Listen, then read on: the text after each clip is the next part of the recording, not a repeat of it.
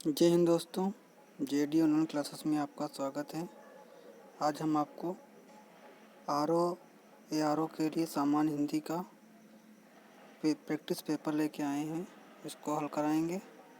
आप इसको हल करिए और अपने आप को आंकिए कि आपके कितने सही हो रहे हैं। चलिए दोस्तों शुरू करते हैं। पहला क्वेश्चन है, सामान्य शब्द का विलोम क्या है? सामान्य शब्द का विलोम क्या है?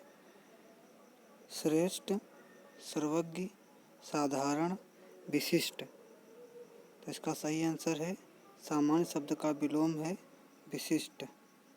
ऑप्शन नंबर घ इसका राइट आंसर है। अगला देखिए, अमर शब्द का विलोम है। अमर शब्द का विलोम है मृतक, मृत्यु, मरण या मृत्यु। ऑप्शन नंबर डी इसका सही आंसर है मृत्यु। अमर शब्द का विलोम मृत्यु है। आगे देखिए, गौरव शब्द का विलोम है। गौरव शब्द का विलोम है। गौरव शब्द का विलोम है लाघव, लघुत्व, लघुता, लघुत्तम। तो गौरव शब्द का विलोम है लाघव। ऑप्शन नंबर ए इसका राइट आंसर होगा। अगला देखिए, तिमिर का विलोम है। तिमिर का विलोम है आलोक, किरण, रंगीन, रंगहीन। तो इसका सही आंसर है ऑप्शन नंबर का आलोक। अगला देखिए, यथार्थ का विलोम है। यथार्थ का विलोम है कृत्रिम, आदर्श, उचित, अनुचित। तो यथार्थ का विलोम होगा आपका कृत्रिम होगा। अगला देखिए, अमित का विलोम है। अमित का विलोम है सुमित, कुमित, परमित, दुर्मित। इसका सही आंसर है ऑप्शन नंबर ग परमित। अमित का विलोम परमित है। तो देखिए, अतिवृष्टि का विलोम है। अतिवृष्टि का विलोम है अल्पवृष्टि, लघुवृष्टि, अनावृष्टि या न्यूनवृष्टि। तो अतिवृष्टि का विलोम है अल्पवृष्टि। ठीक है।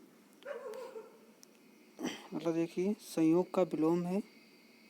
संयोग का विलोम शब्द है। संयोग का विलोम है आयोग, वियोग, विरह, योगहीन। ऑप्शन नंबर ख इसका सही है वियोग। संयोग का विलोम वियोग है। प्रत्यक्ष शब्द का विलोम है। प्रत्यक्ष का विलोम है अपरोक्ष, परोक्ष, सुंदर, प्रत्यय। तो प्रत्यक्ष का विलोम है परोक्ष। अनुलोम शब्द का विलोम है सुलोम, प्रतिलोम, अनुलोम, अवलोम। तो अनुलोम शब्द का विलोम प्रतिलोम है। चलिए आगे देखते हैं, कौन सा वाक्य शुद्ध है? कौन सा वाक्य शुद्ध है? शरतकालीन दिनों में चंद्रमा की शोभा देखने योग्य होती है। शरद काल के दिनों में चंद्रमा की शोभा देखने योग्य होती है। शरत काल में चंद्रमा की शोभा देखने योग्य होती है शोभा देखने योग्य होती है। तो इसका सही आंसर है ऑप्शन नंबर ग शरत काल में चंद्रमा की शोभा देखने योग्य होती है। ये क्वेश्चन नंबर 12 है, कौन सा वाक्य शुद्ध है? सुरेश को एक पाती लिखना है। सुरेश ने एक पाती लिखना है। सुरेश के लिए एक पत्र लिखनी है। सुरेश के लिए पत्र लिखना है। सुरेश के लिए पत्र लिखना है। ऑप्शन नंबर का इसका सही होगा। चलिए दोस्तों आगे देखते हैं, शुद्ध वाक्य का चयन कीजिए। क्वेश्चन नंबर 13, शुद्ध वाक्य का चयन कीजिए। गुरु आ रहा है, गुरु आ रहे हैं, गुरु आ रहे हैं, गुरु जी आ रहे हैं। तो इसका सही आंसर होगा गुरु जी आ रहे हैं। गुरु जी आ रहे हैं।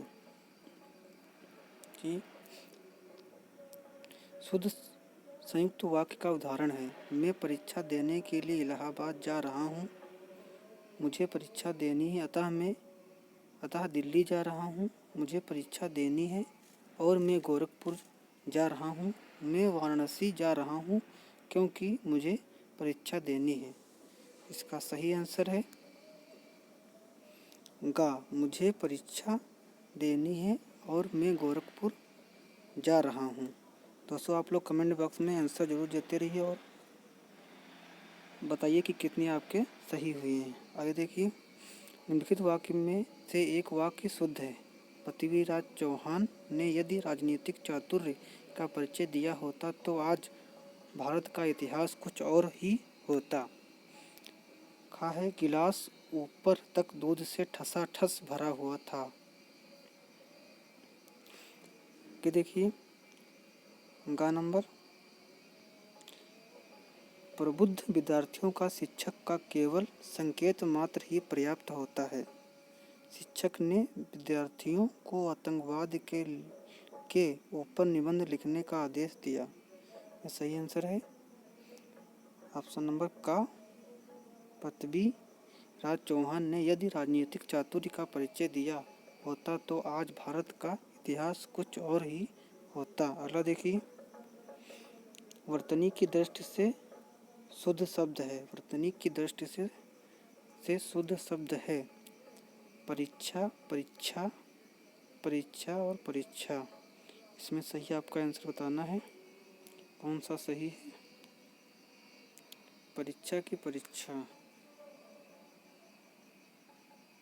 तो ऑप्शन नंबर गा इसका सही है परीक्षा। ठीक है। अगला देखिए 17 नंबर क्वेश्चन, निम्न में से शुद्ध वर्तनी वाला शब्द है। उज्ज्वल, वैमनस्यता, कवित्री, प्रमाणिक। इसका बहुत ही इजी क्वेश्चन, इसका आप आंसर दीजिए। उज्ज्वल, इसमें डबल आधा जाता है इस तरह टाइप में, जा और जा वो सही होता है उज्ज्वल। ठीक। अगला देखिए, अगला आपका शुद्ध वर्तनी वाला शब्द है प्रज्वल, समुज्वल, उज्ज्वल और समुज्वल। तो आप अभी आपका इस हल किए ऊपर कैसे लिखा जाता है इसको, तो जिसमें ऑप्शन नंबर गा है ये आपका गलत है। उज्ज्वल, उज्ज्वल में जो है दोनों जा आधे होते हैं, मतलब हलंत वाले होते हैं। ठीक है। मतलब देखिए, वर्तनी की दृष्टि से शुद्ध शब्द है नरक, नर्क, नर्क और नरक। ठीक है। तो कौन सा सही है, ऑप्शन नंबर खा आपका सही है, नर्क। ठीक है। अगला देखिए, किस शब्द की वर्तनी अशुद्ध है। लंगड़, कोंकड़, भुक्खड़ और भुक्खड़। ठीक है। तो इसका सही आंसर है ऑप्शन नंबर डी, भुक्खड़। ठीक है। और 21 नंबर देखिए क्वेश्चन आपका, पीछे पीछे चलने वाला वाक्य के लिए एक शब्द है। पीछे पीछे चलने वाले वाक्य के लिए एक शब्द है, उसको क्या कहते हैं। जो किसी के पीछे पीछे चलता है तो उसको कहते हैं अनुचर, अनुगामी, अनुवर्ती, अनुगमनी। तो उसको कहते हैं अनुगामी। ऑप्शन नंबर का आपका सही है, अनुगामी। जो किसी के पीछे पीछे चलता है उसको अनुगामी कहते हैं। अगला देखिए, खाद्य सामग्री जो यात्रा के समय रास्ते में उपयोग के लिए दी जाती है उसको क्या कहते हैं। तो उसको स्वल्पहार कहते हैं, पथ्य कहते हैं, उपहार कहते हैं, पाथे कहते हैं। तो उसको आप पाथे, ऑप्शन नंबर गा आपका सही है, पाथे कहते हैं। ठीक है।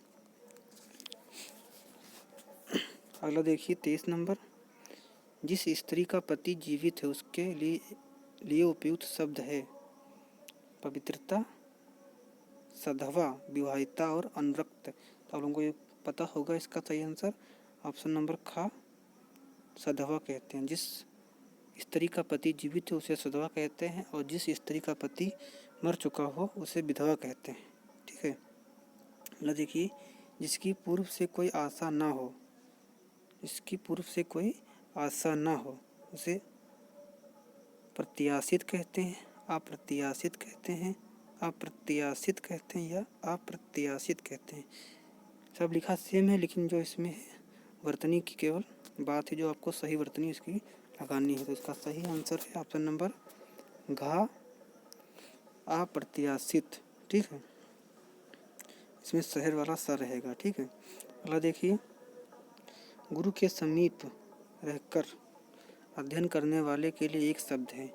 गुरु के समीप रहकर अध्ययन करने वाले के लिए एक शब्द है।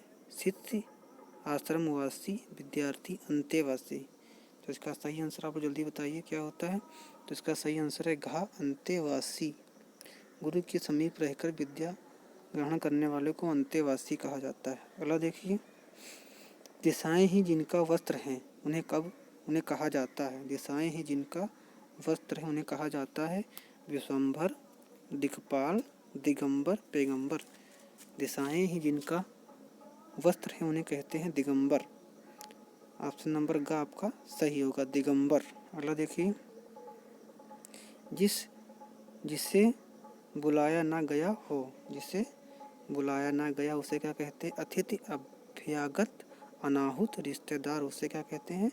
इसे बुलाया ना गया उसे कहते हैं अनाहुत, उसे आहूत नहीं किया गया है। ठीक है, आगे देखिए, बहुत सी भाषाओं को जानने वाला के लिए एक शब्द है। बहुभाषाविद, बहुभाषाभाषी, बहुभाषिया, बहुभाषिया इसको कहते हैं ऑप्शन नंबर का बहुभाषाविद। इसका सही है आंसर नंबर का बहुभाषाविद। अगला देखिए दोस्तों, जो छीण ना हो सके, जो छीण ना हो सके उसके लिए उपयुक्त शब्द है अमिट, अपार, अक्षय, अनंत, अनंत। ठीक है, तो जो कभी मिटे ना उसको अमिट कहते हैं, जिसके पार न जा सके उसे अपार कहते हैं, जिसका अंत ना हो उसे अनंत कहते हैं, और जो कभी क्षय ना हो या छीण ना हो उसे अक्षय कहते हैं। इसका सही आंसर है ऑप्शन नंबर ग, अक्षय। अगला देखिए, जो कठिनाई से समझने योग्य है के लिए एक शब्द है अगम, क्लिष्ट, दुर्बोध, दुर्गम। तो इसका सही आंसर होगा आपका ऑप्शन नंबर ग, दुर्बोध। जिसको समझने में कठिनाई हो, जहाँ जाने में कठिनाई हो उसको दुर्गम कहते हैं। ठीक है, अगला देखिए, करपट शब्द का तत्भव रूप क्या है? करपट ये तत्सम रूप है। करपट शब्द का तत्भव रूप क्या है? कटरना, कपाट, कपड़ा, कपट। तो इसका सही आंसर ऑप्शन नंबर ग, ऑप्शन नंबर ग इसका सही आंसर है कपड़ा। नंबर इसका सही आंसर है कपड़ा। चलिए अगला क्वेश्चन देखिए। अगला देखिए दोस्तों, हुलास शब्द का तत्सम रूप है हिलास, विलास, हास्य, उल्लास। तो इसका सही आंसर होगा ऑप्शन नंबर घ, उल्लास होगा। ठीक, अगला क्वेश्चन देखिए दोस्तों, थोड़ा बड़ा कर ले रहे हैं इसको हम। अगला है आपका,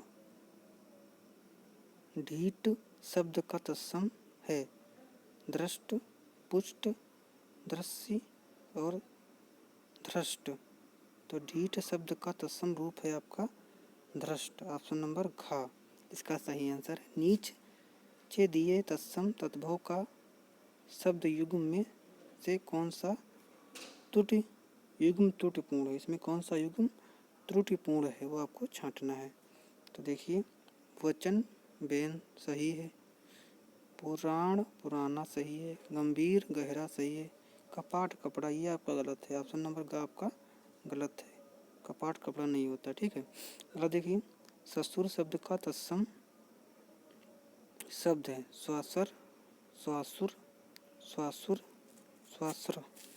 तो ससुर शब्द का तत्सम है स्वासुर, ऑप्शन नंबर ग आपका सही है।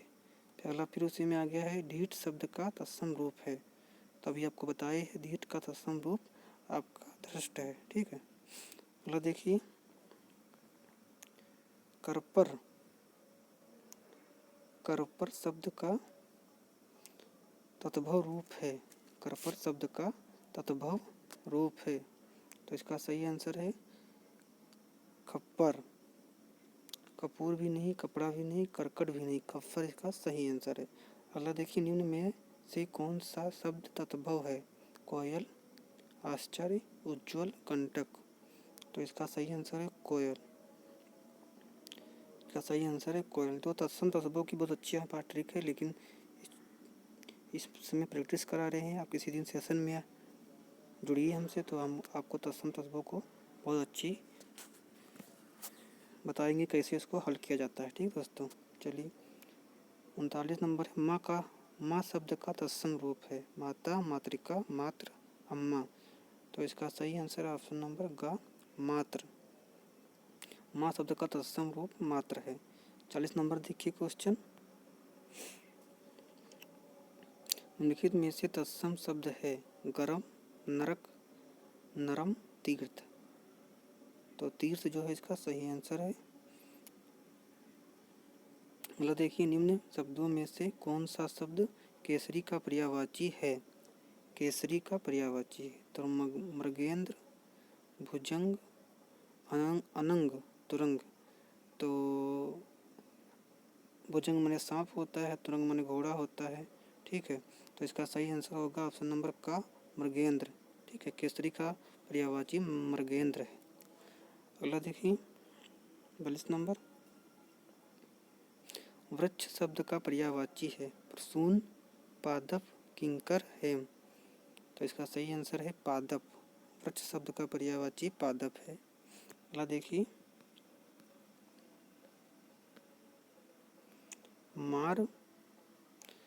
मार शब्द का पर्यायवाची है? जादू का, स्वर्ण का, अधम का, अनंग का। तो मार का पर्यायवाची अनंग होता है। अनंग हो गया इसका सही आंसर। इनमें से एक रात का पर्यायवाची शब्द है? रत्नगर्भा, अचला, धरित्री, तमिश्रा। तो रात का पर्यायवाची तमिश्रा है। अगला देखिए, यमुना का पर्यायवाची है? यमुना का कालिंदी, भागीरथी, यामिनी और कालिंदी। तो इसमें 2 कालिंदी के दे दिए गए हैं, तो आपको वर्तनी भी पहुँच अपनी शुद्ध करनी है कि इसमें से कौन सी वर्तनी सही होगी। तो इसका सही आंसर है कालिंदी, ऑप्शन नंबर घ, कालिंदी इसका सही आंसर है। बिडोला पर्यायवाची शब्द है? बिडोला किसका पर्यायवाची है?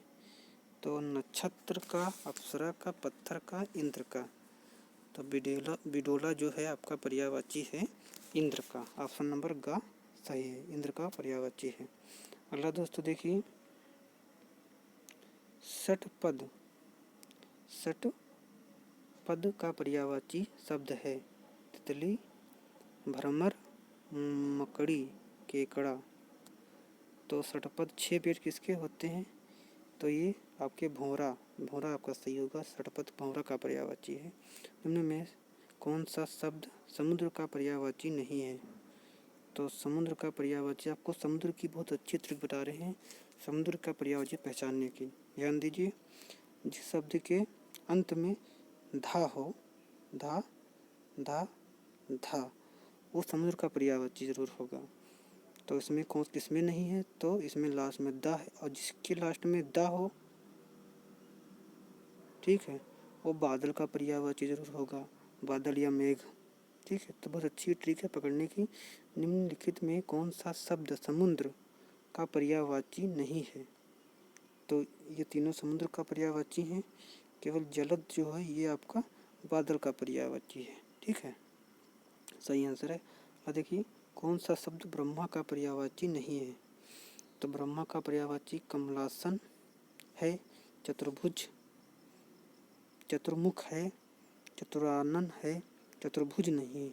चतुर्भुज ब्रह्मा का पर्यायवाची नहीं है। अगला देखिए, 50 क्वेश्चन दोस्तों हम लोग कर चुके हैं, और जल्दी से हमारा एक पेपर समाप्त हो जाएगा 60 नंबर का। दोस्तों देख रहे हैं अगला क्वेश्चन, कौन सा शब्द दास का पर्यायवाची नहीं है? दास का पर्यायवाची नहीं है। अनुचर दास का पर्यायवाची होता है, भृत्य यह भी होता है, सेवक ये भी होता है, परिष्कर नहीं है। कौन सा शब्द दास का पर्यायवाची नहीं है? तो परिकर नहीं है। अगला देखिए, तीसरा शब्द में पर्यायवाची, तीसरा शब्द में विशेषण है, तीसरा शब्द में विशेषण है। पूर्णांक बोधक, आवृत्ति वाचक विशेषण, गणनावाचक विशेषण, क्रमवाचक विशेषण।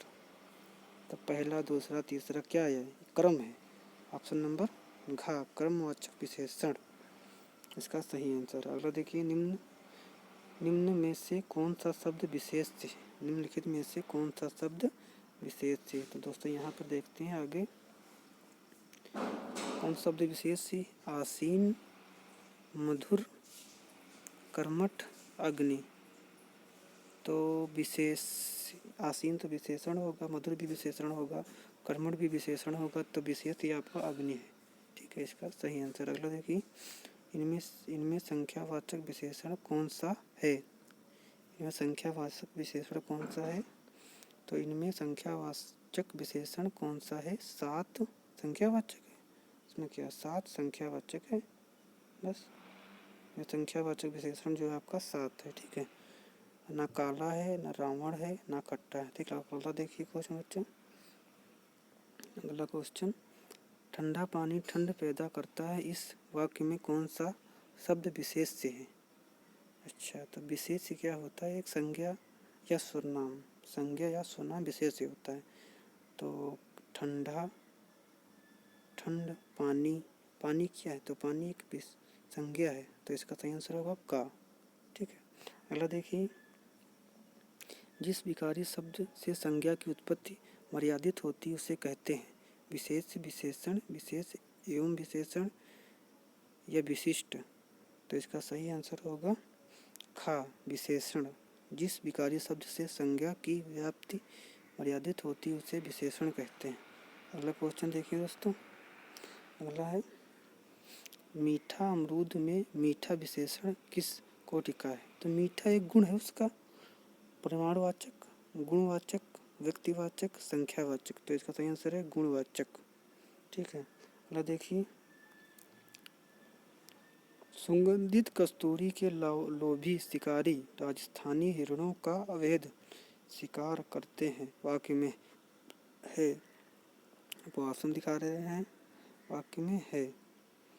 तो इसका 3 विशेषण और 3 विशेष से, 2 विशेषण और 2 विशेष से, 4 विशेषण और 4 विशेष, 3 विशेषण और 4 विशेष है। तो इसका सही आंसर है 4 विशेषण और 4 विशेष। आप इसको देख लीजिए फिर बताइए। कस्तूरी एक होगा विशेष से, शिकारी दूसरा विशेष से, हिरण तीसरा विशेष से, शिकार चौथा विशेष से। पहला विशेषण, दूसरा विशेषण, तीसरा विशेषण, चौथा विशेषण। ठीक, सुगंधित पहला विशेषण, लोभी दूसरा विशेषण, राजस्थानी तीसरा विशेषण, अवैध चौथा विशेषण। तो आगे देखिए, लिखित में से कौन सा शब्द विशेषण है? सुंदरता, कवि, विद्वान, भलाई। इसका सही आंसर है विद्वान। विद्वान क्या विशेषण है? देखिए, लोभी किस विधि से निर्मित विशेषण है? लोभी, तो लोभी जो है संज्ञा विधि से, सर्वनाम विधि से, क्रिया विधि से, प्रत्यय विधि से। तो लोभी में लोभ धन इक ई। ठीक है, तो लोभी हो गया लोभ धन ई, लोभी प्रत्यय लगा इसमें घा, घा इसका सही आंसर है। ऑप्शन नंबर 60 नंबर देखिए, 60 नंबर लास्ट नंबर क्वेश्चन है। तो वह श्रेष्ठ उपासक है में विशेष से है। वह श्रेष्ठ उपासक है में विशेष से है। विशेष से क्या है इसमें? वह श्रेष्ठ उपासक या की। ठीक है, तो विशेष इसमें उपासक है। ऑप्शन नंबर ग इसका सही है आंसर है। दोस्तों, यह वीडियो आपको कैसा लगा कमेंट बॉक्स में ज़रूर बताइए, और चैनल को लाइक, शेयर और सब्सक्राइब कीजिए। जेडी ऑनलाइन क्लासेस में आपका स्वागत है। Thank you. और आप लोगों को बहुत सारी ढेर सारी शुभकामनाएँ। आर पेपर के लिए आप लोग जाइए और निश्चिंत होकर पेपर दीजिए। आपका पेपर बहुत ही अच्छा जाएगा। मेरी शुभकामनाएँ आपके साथ हैं। Thank you.